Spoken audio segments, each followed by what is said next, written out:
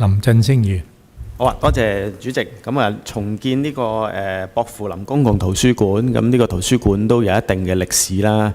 咁我記得我哋細個嘅時候，即係如果沙田最大嗰個圖書館係多人嘅時候呢，都會去隔離嗰個瀝源村嗰個公共圖書館。咁啊，即係有時入到去都幾懷舊嘅。咁啊，我諗即係呢個薄扶林圖書館就係嗰一類啦嚇，舊嘅屋邨下邊嘅一啲圖書館。咁今次重建呢，就其中第6段呢，就最重要嘅理由呢，就係話南區呢，依家就有1間嘅分區圖書館，3間嘅小型圖書館，5個流動嘅圖書館。咁所以呢，就因為係重建啦，咁所以都維持翻呢有3間嘅小型圖書館嘅。咁所以我想了解下主要嗰個即係呢個1+3+5。呢個配備呢，其實係唔係會去檢視啦，同埋係唔係一定要去維持或者係定期即係都會檢視一下呢？咁因為我知道呢好多嘅部門呢，其實佢哋下邊嘅公共服務都會去檢視同埋整合嘅譬如話勞工處佢18區都有啲就業中心，咁但係呢，因為近年呢就多咗人使用嗰啲網上嘅就業服務，咁可能未必需要太多實體嘅就業中心，咁可能就將2-3個區呢就合併埋一個，咁諸如此類。咁當然就唔同嘅部門佢嘅公共服務都唔係可以直接比較啦。咁譬如話你呢度即係嗰個流動圖書館呢，即係海怡半島或者鴨脷洲呢啲咁多人居住嘅，佢都係即係流動圖書館。咁但係你即係譬如華富村啊、薄扶林嗰度，即係如果真係唔起呢個小型圖書館，咁有2-3個流動圖書車，咁或者又得唔得呢？咁即係我主要想了解下呢個1+3+5嗰個配備，即係你哋係點樣考慮或者有冇檢視嘅啫嚇。咁另外最後呢，就好簡單問埋，即係如果要即係要起嘅時候呢，其實就建築署嗰度呢都有預留咗係5000幾萬嘅裝修費啦。咁另外呢，就有1200幾萬呢，就係添置一啲設備嘅。咁因為呢個圖書館呢，實際去到真係裝修嘅時候，都可能5-6年之後啦。咁其實頭先局長都講科技日新月異，到時嗰啲可能多媒體嘅設備呢，個價格又係貴咗嘅。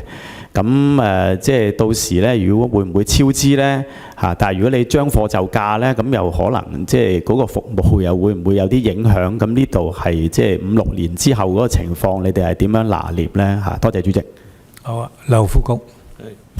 多謝主席，我請康文署答第一部分關於嗰個圖書館嗰個配備嘅檢視問題啦嚇。咁第二部分呢，關於嗰個造價，咁其實我哋係尋求立法會撥款啦。咁如果立法會一旦撥咗款之後呢，日後呢，我哋都係將呢個預算上限呢係要十分嚴格咁跟從嘅，除非有特殊嘅情況呢，我哋先會翻嚟尋求或者額外嘅撥款啦。不過即係就住科技應用方面呢，其實即係我哋睇到即係科技雖然越嚟越進步，但係呢，佢嗰個即係價格咧，亦都未必一定係不斷上升嘅因為我哋都見到有唔少個新科技嘅出咗嚟之後咧，反而令到成個即係嗰個成本效益係有所提升嘅。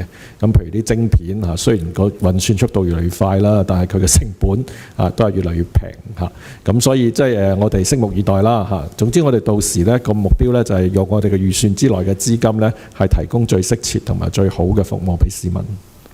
好啊，阿李生。多謝主席。咁就喺呢個南區，我哋一間分區圖書館啦。我哋主要係參考翻香港規劃標準準則嘅，就20萬人就一間圖書館嘅分區圖書館。咁成個南區大約26萬到人去啦嚇。咁但係我哋除咗呢個分區圖書館之外咧，其實你知南區幅員都好闊嘅。咁可能有啲地區人口有翻咁上下，亦都有需要服務嘅。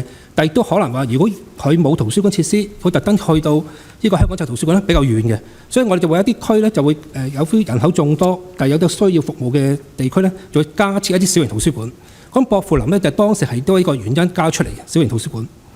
咁我哋預計就話，當重建完成之後咧，嗰個區成個區薄扶林依家個區咧，大約都係11萬人口嘅。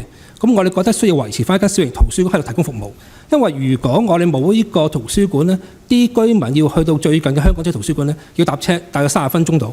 咁咁我比較遠，我覺得呢個路程。如果佢有得11萬人口，我哋覺得值得俾翻一個私人圖書館。咁當然啦，我哋嘅圖書館設施網絡係不時會檢討嘅。